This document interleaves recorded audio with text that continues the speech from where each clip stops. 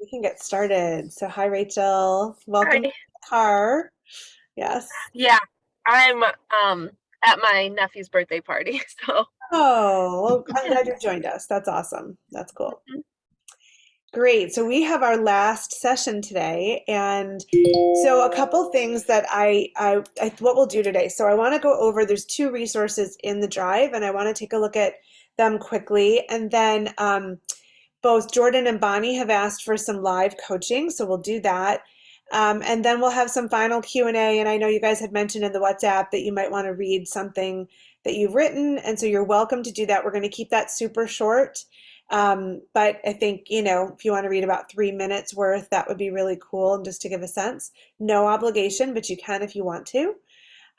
So let's do that first. Let's look at the drive. So there's two things in the drive. The first one is this going forward with accountability worksheet. And so the point of this course was to create some momentum and some accountability for writing a book and getting it done, hence the name of the course. But of course, we can feel like we're in the flow for the 8 weeks of the course and then just sort of say, what happens next? How do I do this on my own? So first of all, the WhatsApp group stays. So you guys can always cheer each other on and check in. And I highly encourage you to use that. So I have a friend that we work out together. She lives in Kosovo. And we will meet on Zoom and we'll do our own workouts. And then we check back in at the end of the workout. And if we have to sign off before we can check in, we always send each other a WhatsApp saying, I got it done. I did my 30-minute workout or whatever I did. And just knowing that the other person is waiting to hear that is an inspiration. It's a motivation. So just use that WhatsApp group still. Like, you guys are bound to each other and you can support each other and buy each other's books and go to each other's book launches and everything. So that's one thing. The other thing is, I'd love for you to take a look at this worksheet and just see, like, maybe first list out what you've accomplished, because sometimes we don't realize how much we've done. And that's super helpful to help to make you feel good about it and to show all the effort you've put in so far. So I think as specific as you can get in that first box is really helpful. And then in the second box, really trying to articulate, well, what is there left for me to do? So that you can break it down into manageable chunks. So it's not just like writing a book, big picture. It's like this and this and this and this, like break it into tasks. And then there's some sort of accountability to yourself. So taking a look at, making a commitment. So like we did at the beginning of the course and like we did to talk with each other as we've gone through this, what is your commitment? And get specific. How many minutes? Which days? What are you going to do? And then when you feel stuck, who are you going to connect with? So is it me? You're going to send me a WhatsApp? Are you going to connect with this group? Do you have a friend nearby or a writing partner that you might meet on Zoom? And I think that putting those people's names there and how you're going to reach them is super, super important, because you realize you're not alone in this journey. And then on the next page, we look at, are there resources that you can use to keep you on track? Maybe it's listening to a podcast about the process of writing, or maybe you want to take another class, or you want to work one-on-one or something. Is there a book that you have that you can leave on the desk that's going to get you going the artist's way, or whatever? Um, and then also to just sort of admit, what's the challenge? Where are you having a little bit of trouble? And write it down, because that releases it. It gets it off of your shoulders and off of your mind. And you just put it there like, this is where I'm struggling. And not to feel bad about it or to shame yourself, just to accept it, but also put some distance between it and yourself. And writing it down will do that. And then last question is, how could you find some support or resources to meet these challenges? And if you would like to send me your worksheet, I can make some recommendations for how you might meet those challenges. But you might have them too, so that could be just, instead of just saying I have this challenge, let's also find a solution for it, or a resource. And then finally, I put a bunch of resources on the bottom of page 3, so that if you feel all alone in your writing, these might be options for you, to just check out and see, maybe one of these is a resource where you can meet people and you can critique and you can do those things. So any questions about this worksheet? No? Okay. There's also this 8 accountability strategies for writing your book. And so this is just sort of motivational information, but that's practical and pragmatic.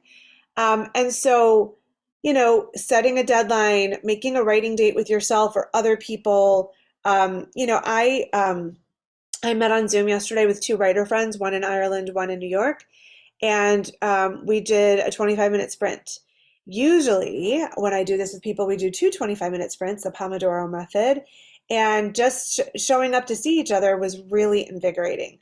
So you guys can do that amongst yourselves. You can come to the ride-alongs that I host. There's all kinds of things, but you can also check that resource list and maybe you join Women's Fiction Writers Association or American Society of Journalists and Authors or others and meet some writing friends that you can have writing dates with. You can also just take yourself to a coffee shop and say, every Tuesday morning I'm going to my favorite coffee shop. I'm indulging in my favorite latte and I'm going to sit and write for 2 hours. And that's like a gift to myself. I'm going to put a playlist together, put in my headphones, and I'm just going to knock it out.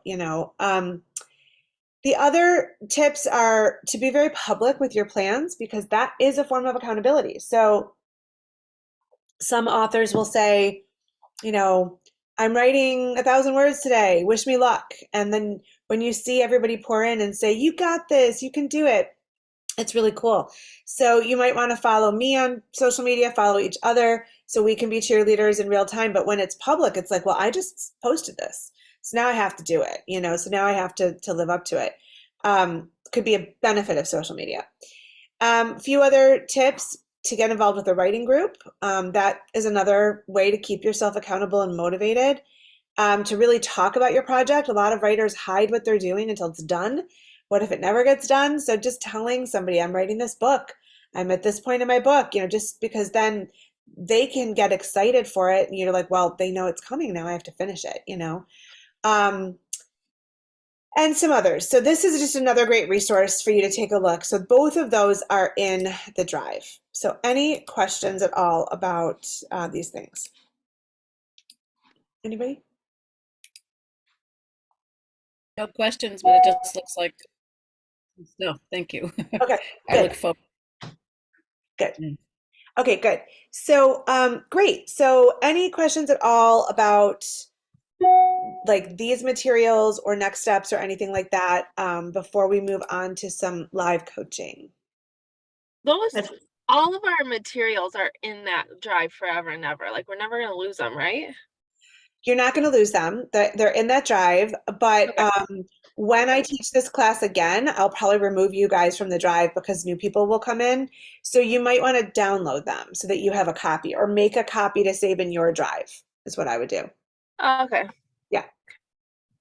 But I'm not, you'll be on there for at least 6 months. So yeah.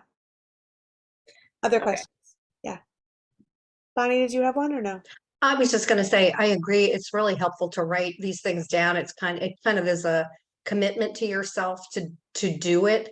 Yeah. I really have found that to be helpful. Yeah. Yeah. Good. That's great. Yeah. What, Rachel? Sorry, I just said there it is. I meant to mute myself. I couldn't find the folder, but I found it. So we're good. Good, good. Of course, I would love to keep writing with you guys. So in whatever way that works, we can certainly write together. The ride-alongs are one easy, free way. I think I mentioned to you guys the writers community that, of course, doesn't start until January. But if you want a slot in it that keeps you accountable on a monthly basis, that's a great program. And, of course, you would have a ready spot. It would be really great to see you in it. But I teach lots of classes, and I also work one-on-one with writers if that's ever of interest. I don't know that you need a writing coach to help you get a book done.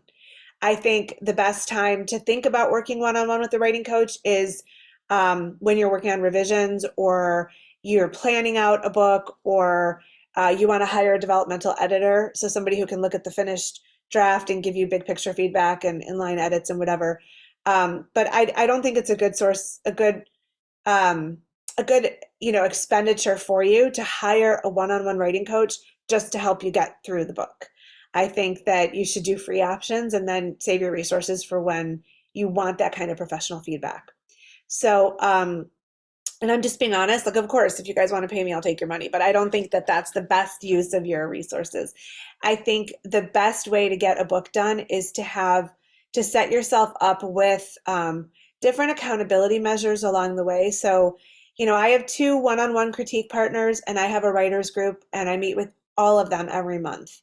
So that means I have to have writing done to send to them, Otherwise, I'm just critiquing them and I don't get anything out of it. So that's a huge accountability. I also meet with writers every Tuesday, and we've done this now for 3.5 years. And we hold each other accountable and we say at the beginning, here's what I'm working on. And then at the end, here's how it went. And it's just great. And they've become very close friends. So, and they're all over the world. So you don't have to find somebody in your neck of the woods, but it can be really nice. And so sometimes joining these organizations or looking for people near you, like there's all kinds of writers groups all over the place. Like in Michigan, I've told you about Michigan Writers. There's also something called Peninsula Writers, which I think is mostly West Michigan, but a friend of mine is a member and she goes to their retreats and that's when she gets a lot of writing done. So there should be a lot of resources around you, but there's also a lot of Zoom resources. And I'm happy to connect you, especially look, frankly, coming to the ride-alongs every month, you could connect with people on there and be like, hey, who wants to meet up with me? I'm looking for an accountability partner. And I bet people will put their emails in the chat and you'll have some new friends and it's a great way to do it. So yeah, Lisa. Remind me when those are. What's the schedule? Usually the first Saturday of the month. We're skipping July because I'll be en route to Nova Scotia. So the next one is Saturday, August 5th. And sometimes we meet on Sundays if there's something on a Saturday, but mostly it's always the first weekend of the month and it's usually the Saturday. Time of day. 11 a.m. to 12:30 p.m. Eastern. How many people generally participate in that? Well, I have a list of like 60 or 70 people, but we only ever get 20 to 30 who show up each time. And it's usually a little bit different, which is kind of nice. And so we have an opportunity to introduce ourselves. I'm going to put the link here and you guys can sign up for it. To introduce ourselves, where we are, and then we do 2 25-minute sprints of writing, and I give writing prompts if you want them, or you can work on your own work. And then at the end, we share how it went. Some people read what they wrote. It's really inspiring, and people just love the energy of the community. So it's free and it's fun and it's really great. And everybody who's part of the ride-alongs will be invited to an end-of-year holiday reading, which will be virtual in December. And so everybody will get to read some of their writing, and it's just a really great celebration. So, yeah. Cool. Any other questions? All right, so let's do some coaching. So Jordan, you had asked to do some live coaching. So let's start with you and tell me a little bit about what you would like some coaching on. Well, my issue, I have 2 main issues. First, I just catch myself adding to the what if list and I never have like a direct plan. Okay. So all my thoughts are everywhere. And then I asked you that one time because I thought I was like in a fork in a road between 2. And then now it's like, okay, there's 20 options and I can't write about all 20 and see which one is better. So I'm like, how do I narrow my ideas to get to be like, okay, let's do this one, or narrow it even down to 2. Okay. I'm just all over the place. Okay, so when you say what ifs, tell me more about that. What do you mean what ifs? Like, just tell me how, like an example. So like now I'm thinking the and that's another thing. Is she even a prostitute anymore? Or she has a boyfriend. I've added a character. She has a boyfriend. Has the dad gotten him involved in order to like get revenge upon the daughter? And it's just, I've just carried their relationship, the dad and the boyfriend, I've carried that like 5 or 6 different ways. Okay. I've carried I kind of wanted a motif with a letter writing with notes. So I didn't know if like I could have the dad writing letters to the boyfriend and then the prostitute finding them and figuring everything out at the very end and then getting her revenge, like I just don't know. And so Okay. So have you done a beat sheet or no? So my goal was to finish it this week and I haven't. Okay. So I did do like 3 more. Yes. Okay. So, and just keep in mind, you guys, I mean, I tend to be a pantser too, but the benefit of trying to do a beat sheet or an outline or to plan out the book ahead of time is just to have a sense of where you're going. It always changes. So just know that it always changes. And I just mark up the beat sheet and I let it go that way, because the characters will talk to you and they will take you in the direction that you need to go. You just want to keep track of it so that there are connections and that there are no holes in the plot. But Jordan, when you get all these ideas, what do you do with them? I write them down. So do you have like a document of like possibilities? Well, just what I've written. I haven't typed it out, just what I've written. Okay. And Because, have you started writing the book at all? mm-hmm. Okay. So, it's great that you have so many ideas, which means you have a lot of options. And I think it's exactly the right thing to be writing them down and saying, because then you're like moving them out of your head and putting them on paper. And just these are the choices that I have. But do you know where the book is going to end up? Like, what is the ultimate transformation by the end? I do want the prostitute to become pregnant with the dad's baby, because Okay. she gets revenge to try and eliminate him from her life and her problem is solved. But then she finds out that she's pregnant, therefore realizing that like satisfaction is only temporary. Okay. This is still going to haunt her. So you're going to leave it on a cliffhanger? Not necessarily, I guess, but more of like a shock effect. Okay. So it seems to me that the getting pregnant would be somewhere around, hold on, point 11 or 12 of the beat sheet. All is Lost or Dark Night of the Soul. I don't think it's the end of the book, because I think your reader is going to want some kind of closure, whether it's positive or negative, it doesn't matter. But I think that the reader is going to be frustrated if that's where it ends, because it's still open, Okay. So I feel like you might want to think about an ending that where she has learned something and or changed or makes a choice to go forward in a different way. Okay. How does that feel to you? That feels okay. That feels okay with me. Yeah. So, so I think that you might want to just sort of think that through. I think that's a fantastic, like, jaw-dropping plot point. And I definitely think it's 11 or 12. And then from there, because I could see some questions. She gets pregnant with what is her father's child. Does she want to keep it? Does she not? There could be all kinds of ethical issues and philosophical, spiritual issues that she's tormented with and having to make a choice. And how does she decide, how to go forward with that? So I think that some kind of satisfying resolution by the end that you have built from point 11 or 12 to 15, I think might be wise. Okay.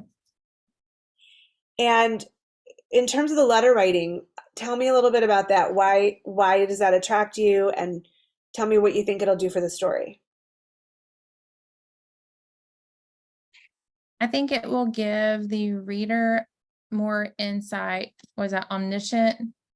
I think the reader will get more insight on it because they will know what's happening while the protagonist does not. Okay. And then I was also thinking that the mom who has died, she died earlier from abuse, which that's another like what if thing. Yeah. Uh-huh. But that she's left these letters to the prostitute, and then the prostitute has found them later on, and that helps everything click Okay. on why the mom has left. But then dad like hunted her down too, kind of thing.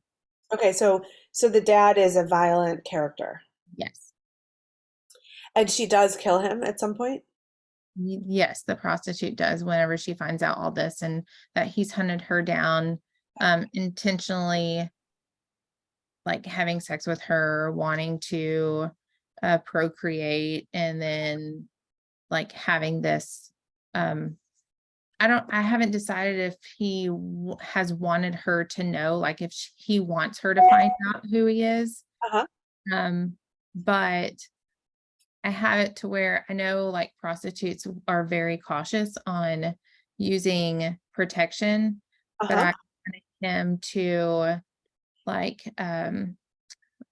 the word that comes right now is manipulate, but that's not the right word. Like a condom or something, like poking a hole through it, and that's why she gets pregnant. Okay. And are you, will there be sort of backstory to each of the characters so the reader has a sense of how they came to be this way?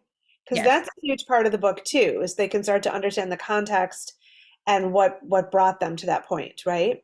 Yes, so that's what I started out with. I did a prologue with her killing him, Okay. and then or not necessarily killing him, but like going through, like they're in the hotel room and she has him handcuffed and all that stuff, but fixing to kill him. Okay. And then but torture him first. And then chapter 1 actually is the backstory of her as a young girl. Okay.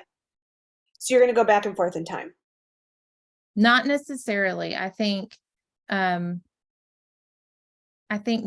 just I don't know. That's a good question. So just what I might recommend is that you have so much, like you really know, and it's all in here.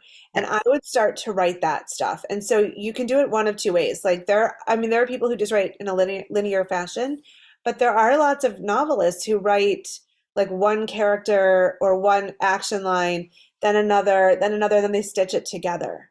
And there's a lot of shifting around in the revision process anyway, so it doesn't have to be linear. There's always movement, and this chapter belongs more here, and whatever. So you might want to just start and write one character's full story, and then write the next one, and then you'll braid them in so that you can see here are the points where they connect, and here's how to weave the story together.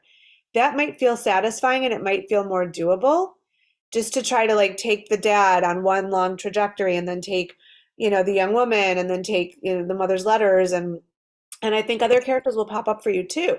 There have to be some kind of, setting or secondary characters that help to bond everything together, right? Mhm. Like a best friend who is, her somebody that she can lean on, or if the dad did this to the mother, I mean, he might have done it to other women too, so how does that feel to do like a character trajectory at a time? I like that. Yeah. Does that Yeah. help?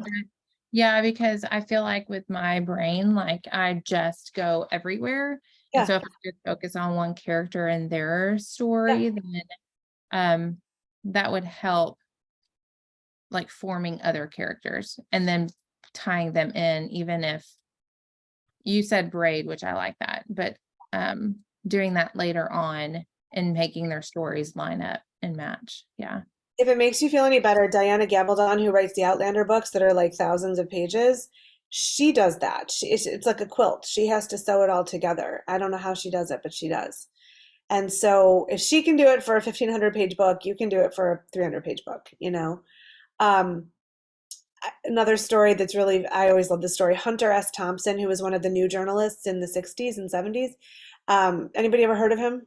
Yeah. Okay. So, and it was, what he did was called gonzo journalism. If anybody watched the Muppet Show, the gonzo character was created after him. But anyway, he used to write for Rolling Stone magazine in the 60s and 70s, and he would submit his stories, and he wrote books too. And the editors at Rolling Stone would, with scissors, cut out each sentence and put them on the floor and be like, what goes where? Because they weren't necessarily linear.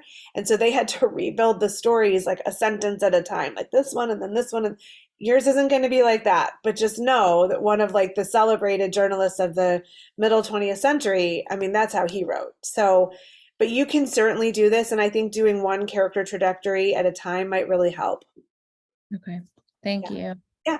And let me know how it goes. I'll keep an eye on the WhatsApp group and check in with me and say, hey, Lynn, I tried this and it's working, or it's not. What do I do now? Or whatever. We'll keep talking. Thank you. Yeah. All right, Bonnie, should we do some coaching for you? Sure. So how do you want to do this? Do you want me to share your beat sheet? And That's give you fine. Yeah. Okay. Is that what you were looking for? Whatever you think works best, but that's fine. Okay. So what are your initial questions that you'd like some guidance on to start Well, with? I went through the whole thing and it did take me an awfully long time, and I've struggled with this.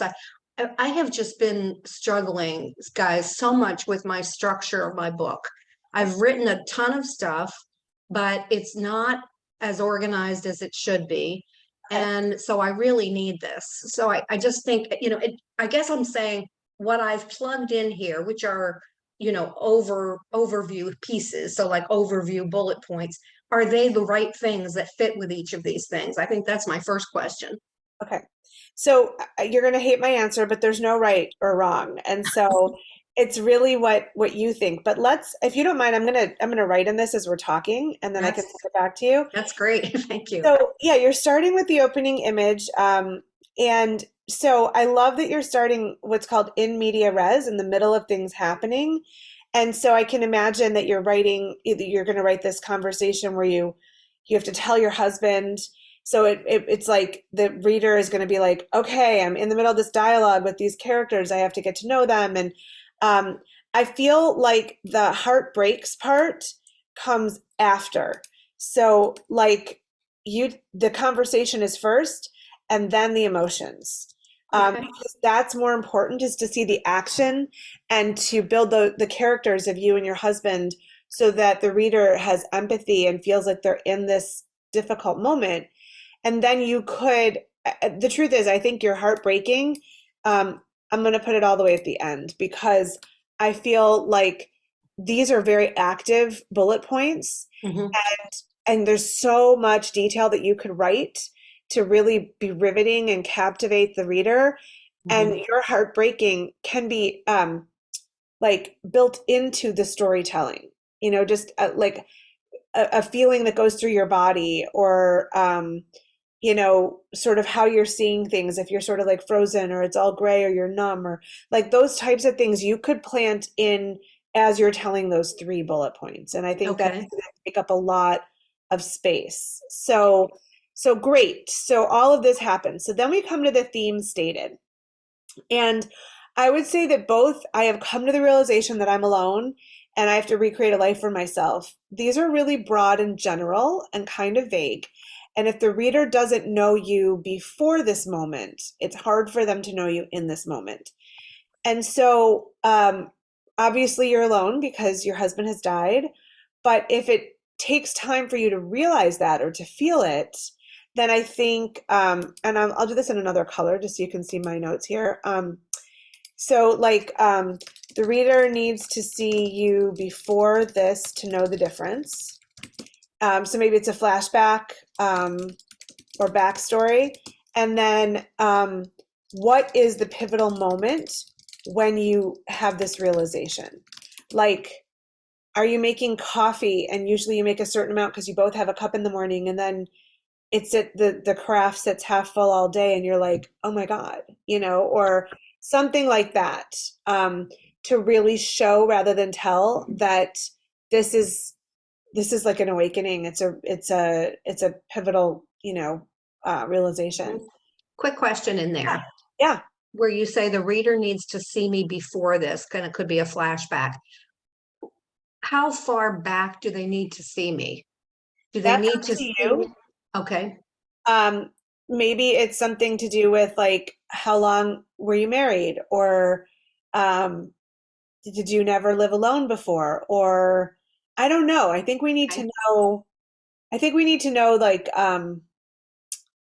how you viewed yourself before, to understand how you can see yourself as alone now and why that's a big deal. Okay. And it could be a scene where Steve and I were having, a great life and doing Yeah. things and okay, gotcha. Okay. Did you say at some point that you hadn't expected to get married or something, or is it- Yes, you that did? was early on, yes. So I feel like that might go here, like hadn't expected to get married. So your mindset shifted when you met Steve. Like I think that's really interesting and important, Okay. So yeah. And then that I have to recreate a life for myself probably is gonna go in the next beat, I'm thinking. I'm just gonna write beat 3 as a question because I feel like I mean it could go here, but I think that's a lot for this, like For the theme. most of these beats are like one chapter or one scene, you know what I mean? So Okay. just something to think about. So just a question there. But I think maybe here is where you go back to not expecting to get married. So, you had that perspective of I'm fine on my own. When did that change, Um, so just sort of something to think about. Okay. Yeah. Okay, so then we go on to the third beat. So this is your life before, and some of what we just talked about could be here, but I think that this you already have in the first part, right? Yeah, I struggled with the example that they give with Wild. Okay, That's why I was plugging those things in there. okay. So you've already shown this stuff, and now Mhm. you might want to move it here. You might want to start. I mean, I actually think all of this in the beginning is great. So I feel like it's not going to be down here because it already happened. Okay. Okay. So I think you could jump into losing your mom. Like, so we see the time after you lose Steve, and then it's like, wow, there's another trauma. And so starting to show like how maybe you're trying to build a new life post Steve, and then you're hit with this like another wave or something. Mhm. But I do think that you're going to want some backstory here, about who you are, pre-Steve and with Steve. So let's like learn about your background, learn about, who is Bonnie, you know? Okay. Okay. So we go to the fourth beat, and I'm going to do this quickly. I don't want to take up the whole time doing the beat sheet, but just sort of to look through it. So, so so your husband has already died, and your mom has already died, in the third beat. And so, when do you have to put your cat to sleep? That was just a few weeks after my husband died. Okay, so then this might not go here. This might be something that like needs to Goes, be more chronological, you okay. know? And so when did you start journaling? Within a couple months after my husband died. Okay. So this might be the big thing that is the catalyst. Like, and how did you come to that decision? I had journaled a little bit before and I just suddenly needed to put everything that was going through my head on paper because there was so much and my head felt like it was swimming most of the time. Okay. So I think the reader needs to feel what you felt, and then you start with the journaling, okay? So then we have this debate part, and this is where the narrator isn't sure what to do. And so how did you like, so you're talking about traveling. Talk to me a little bit about this beat, about like how you're trying to take charge of things. Well, the way I was looking at it was I was trying to move forward. So this would have been probably 6 months after my husband died. and trying to figure out what was next. My sister asks me to meet her in Hawaii. She's there on business. I'm going, or am I going? But my husband and I had been there. It's like, okay, should I do this? Maybe I shouldn't do it. Everything was hard to decide. Okay. Nothing was easy to make up my mind about. I also was struggling with, should I go to a support group? Did I think I need help? You know, did I need to see a counselor, a therapist, all of those things? So it was just like this mishmash of all these things that, again, were going through my mind. And what do I need to do to move ahead a little bit? Okay, so I think that's all great, and it would be great for each of these to be their own scene, and then it sort of culminates in this whole like show the confusion, you know, sort of where you are and everything. Okay, Okay. and so then you take some forward steps in the next beat. Yeah. Mm-hmm. Okay, and so I think that you could show each of these as well. You could do them each as their own scenes or maybe their own chapters, and showing you moving forward. And also, like, I think you should really emphasize the feelings, the high points and the low points. Like if there are moments where you're really sad or you feel really lonely or you're missing Steve or whatever it is, like maybe you see something in Hawaii that you saw with him, but then maybe you have a realization that like, okay, I can enjoy this even without him, you know, like maybe you have to make your peace with that or something like that. Okay, so then we go into point 7. So we're sort of in the middle of the book now. And so you're meeting another widow and another couple widows, right? And did these this is great. I think you're moving along in the right way. And you'll show how you met them and who they are and sort of build them as characters. Yeah. Right. And they become good friends. They're still good friends. Great. Okay, perfect.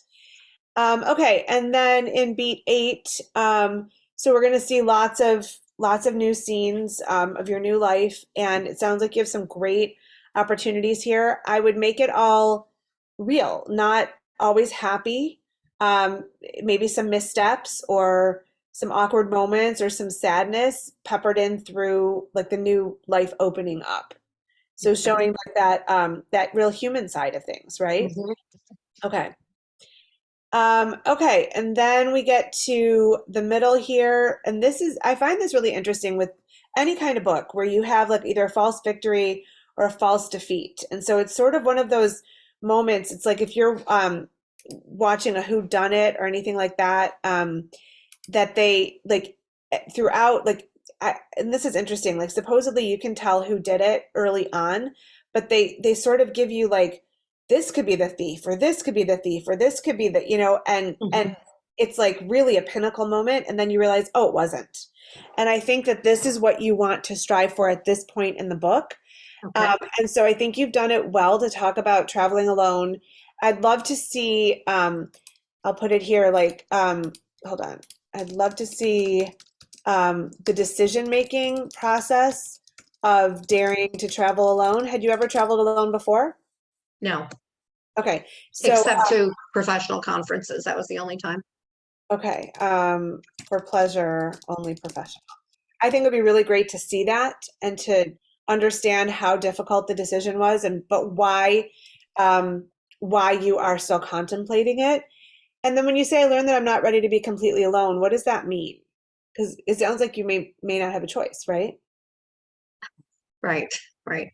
I just, it was so horrible that I just thought, I just can't do this, you know, at that point. Okay, great. So let's show that moment, that grief, that feeling. Like I want to feel it as a reader. Okay, then so once you have that, that's a setback, that's a false defeat, false victory, false defeat.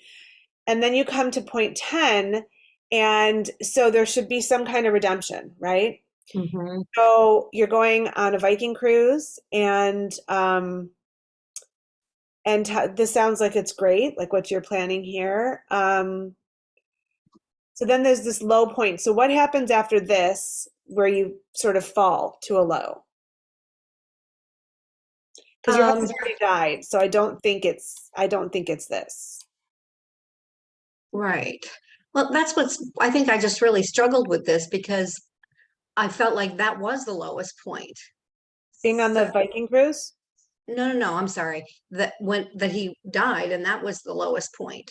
So Okay. that's what I'm struggling with because it's not until you get to this point in the beat sheet. Right, but that's where you started the book.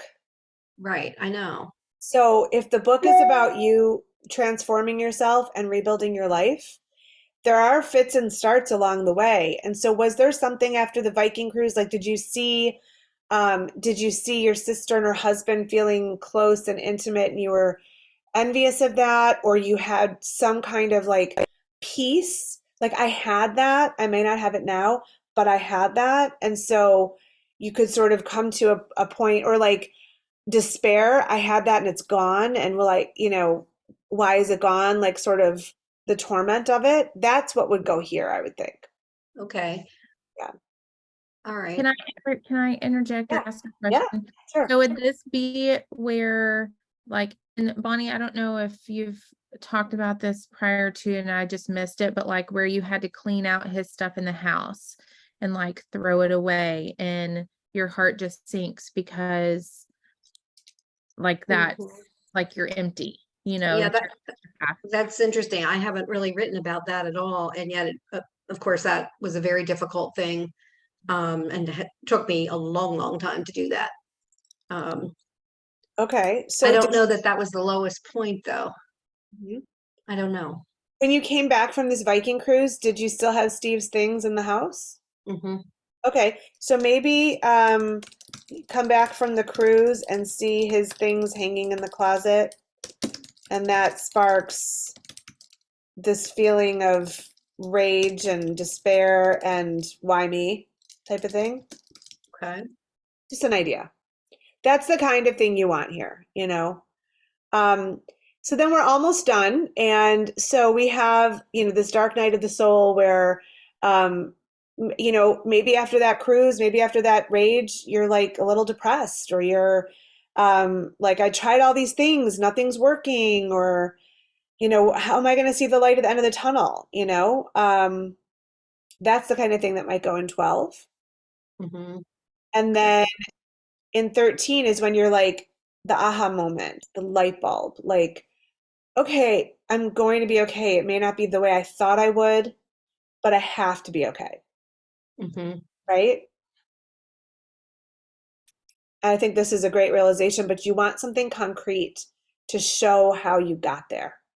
What does it mean when it says break into 3? I was a little confused by that. I mean, it could be, well, I think that's just what they called this thing, but it's like, sort of a 3-point scene where you're like, you're realizing something, but you can't return to the way you were, so you have to move forward. So it's sort of a midpoint on the journey. Like you can look back, here's where I am, but here's where I have to go. So that's the 3. Okay.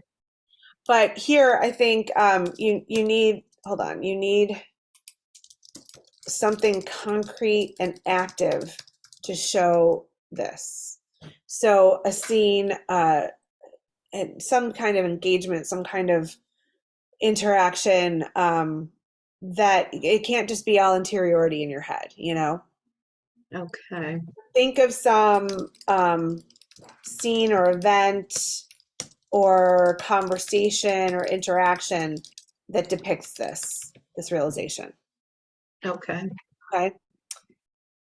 And so then we come to the end, and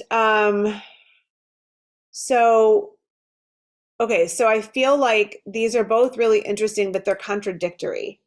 I think it's interesting to say, I'm not sure there could be anyone but Steve. I think we were going to really want to know Steve by this point.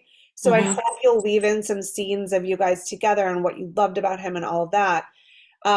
You're content being alone, but you'd like to have someone to share your life with, but you don't know that there could be anybody else. Mhm. That's a little contradictory, They do contradict each other. Yeah. So I would say in this, maybe choose one and then move the other point to the final image. Okay. So this could be you're not sure that you're content, but you're not sure there could be anyone but Steve, and then maybe here you're like, I'm okay, but I would like to share my life with someone. So it gives hope that there's Hmm. somebody else. Maybe you move that to the end. Mhm. Um, so I think that could be, you could end on a hopeful note, and I think it's really nice to see all of these things that you're feeling and doing, but I think you have to remember to be concrete and active in the end. Um, so you can't just say, here's what I've learned, because it has Right. to be shown in Mhm. so the reader can embody it too. But I think those are really great points to try to turn into scenes. Okay. So how does this feel? That feels good. I appreciate you taking time to do all of that. And if anybody else has any other thoughts, please share them with me. Happy to have anybody's thoughts. Cool. So the thing with all of this is just, you know, it can feel overwhelming to do a beat sheet like this. I sometimes find with my beat sheet, I write out longer paragraphs instead of just bullet points so that I have more to go on. So Mhm. you might want to go back with these notes, and I'll send it to you, and put in like, oh, I could do this scene, or I could do that event, or I could do this conversation, or, so and so called me. Yeah. That would go here. Then it'll be easier to write. Well, that's where I can take scenes that I've already written Oh, and yeah. plug in what I've got. Yeah. I hope this Okay. helps, Bonnie. Very helpful. Thank you so much. You're That's welcome. great. You're welcome. All right. So, other questions or other coaching that anybody would like while we still have some time together? Anybody? I guess I'll go ahead and ask something that I've been dealing with is the urge to be like perfect. Like I'll start trying to work on something and then I'll just freeze because I'm like it because I go back and try to edit because I want it to be absolutely perfect. But I'm like, this is a first draft. Yeah. It doesn't have to be perfect. So, first drafts are messy. And you should let them be messy. The whole idea Yeah. of a first draft is just to get words on the page and to get from the beginning to the end. And so, if you give yourself that permission, knowing that you're going to go back to it and perfect it later, then I think it can be freeing.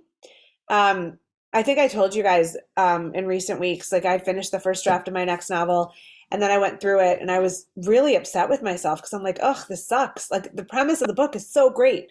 And I was reading what I wrote and I'm like, I'm not better than this. Like I was really hard on myself. But then I remember, and it might be actually useful to journal as you're writing, because you're going to do this and then maybe you'll do another book and you want to go back and say, did I feel this way at this point? And you're going to see that you did. So I said to my husband, I wish I could remember when I was at this point with Woman of Valor, my novel coming out in the fall. I said, did I despair like this? Was I really disappointed? He goes, yeah. But I didn't remember it. So I think it's really helpful to know that even, award-winning authors, I'm not one, but others, they struggle with those drafts, and it takes rounds of revision and outside eyes on it before it's beautiful. And so maybe giving yourself that permission to understand that.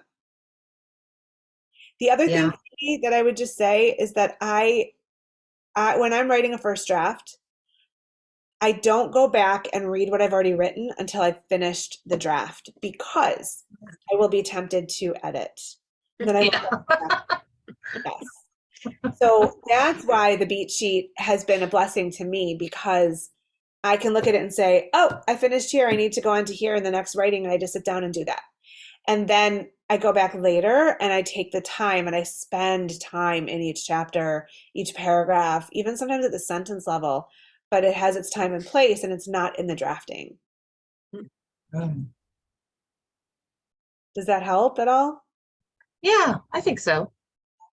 Try to think resist the urge of going back in if you can. Yeah. That's really hard. Yes. Well, I think I need to put like a sticky note on my laptop, like as I'm writing, maybe. Yep. Don't look back. Don't go back. I think one thing that I found much easier writing this novel that I'm working on now than the previous one, because I didn't have a beat sheet for Woman of Valor, is that the beat sheet, which has changed a ton, like the plot, even the plot and some of the characters and whatever. But each day when I was drafting, when I would finish my writing, I'd write in pen on the beat sheet that I printed out, finished chapter 13, start here, and here's where this is what needs to happen next. So even though I had it in the beat sheet, I would write it down. So I'd come in the next morning and I'd be like, okay, chapter 14, cool, yay, it's about this and that and whatever. So I don't have to go back. But when I wrote Women of Valor, I didn't have a beat sheet or an outline, and I'd have to reread before I could even start writing new. And sometimes I just didn't write new because I was like mired in the revision. It took a long time. That's what happens to me. Yeah. I get into that. Well, and all it's the time. hard once you've been through the revision process and you've experienced it and you know what is you're going to have to do, like that process. And so Yep. as you're drafting, you're like, well, if I don't fix this, then I know I'm going to fix it later. Or if I don't do this now, then I'm going to have to do it later. So there feels like a mountain of things to do when you're still Yeah. just in your first draft. Yes. Well, and that's interesting because when you do revision, I usually recommend that you first fix big picture things. Like if you need a whole new chapter on something, or there needs to be another character, or this plot line isn't developed, so I need to develop it. And then you do the small little, like, this sentence could be more beautiful, or this paragraph, or whatever. I write a lot of notes to myself in my manuscripts. I write in all caps, do this here, do this there, so that when I go back, I'm like, oh, okay, now I have to do this, So that way I get it out of my head too. Just like what we were talking about at the beginning of this call, like with Jordan, write all the what ifs down so they're out of your head and you still have them, but they're not burdening you. And so same thing, if I'm like, oh yeah, I need to make this character nicer, put it down. So then I'll do it when I go back to revise. Oh, I need to make her nicer. Okay, great. Now I know, but it's not weighing on me. Yeah, that's a good Yeah. idea. That's a good idea. Yeah. I was having the same problem, Phoebe, which just that I just go get too close to it too soon. And one thing I learned from this class, which never I would have known before, is the idea of, so I've been working on a chapter that's about a step-by-step process, a how-to step-by-step process. And to just write it and read it like from a higher elevation and say, did I make the point I mean to make here? Not did I make it perfectly, Right. but was this point made? Yes. Was this point made? Yes. What's the next point? And knowing that I will then later go back in and make it as nice as I can make it. But it was really helpful to read it with that acceptance of this is not there yet, but it does fill the space. It does. I can take a look at the box. Yeah. The other thing to keep in mind is that we're really hard on ourselves about our writing, and what we write might be really interesting and beautiful to readers. And so I'm really hard on myself. I expect a high level of writing. And even my like rough drafts, other people have read and are like, oh my God, I love your writing. And I'm like, what? But it's just important to remember we're highly critical of ourselves. So like, I love what you're doing, Lisa, and I think that's the right way to go about it. And it's probably going to be in pretty good shape when you get that draft out. You might be critical of it, but the outside reader might be like, this is pretty solid. So just all of you know that you're going to be harder on yourself than anybody else would be when it comes to the quality of the writing, for sure. Yeah.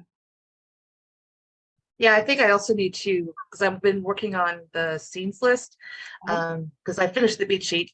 And so then I just like, because then I want that to be perfect too. And I'm like, well, if I don't do this, but then it's like, well, it's a living thing. It's going to change over time. It doesn't have to be perfect. It's just kind of an idea, like a roadmap, it doesn't have to be, Yeah. Yeah.